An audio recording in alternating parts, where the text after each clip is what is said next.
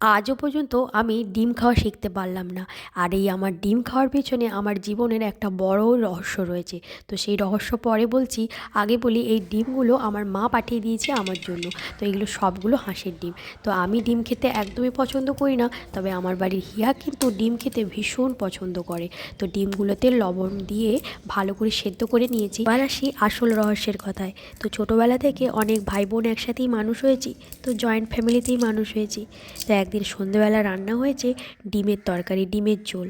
তো আমার মা আগে অনেকবার আমাকে চেষ্টা করেছে ডিম খাওয়ানোর জন্য, আমি খাইনি। তো বাকি ভাই বোনেরা ওরাও কিন্তু ডিম খেত, কিন্তু আমি ডিম খেতাম না, মায়ের ভীষণ কষ্ট হতো। তাই মা আমাকে সেই দিন রাত্রিবেলা ডিমের ঝোল খাওয়াতে বসছে। তো আমি কোনোভাবেই ডিম খাচ্ছি না। তো পাশে একটা জলের গ্লাস ছিল। তো জলের গ্লাস সমেত আমার মাথায় এমন মেরেছে, আমার মাথায় 3-4টা মতো স্টিচ পড়েছে। তো সেই কথা বর্তমানে একজন জানতে পারে। তো জানার পরে আমাকে সবসময় বলেছে কি আমি পাগল। তো পাগল, কি করা যাবে এখন? তো মশলার জন্য এখানে নিচ্ছি টমেটো, আদা, রসুন, পেঁয়াজ, ধনেপাতা সব কিছুকে ভালো করে বেটে নিয়েছি। আর লবণ হলুদ মেখে রাখা ডিমগুলোকে গরম তেলে দিয়ে খুব ভালো করে একটা একটাকে ভেজে নেব।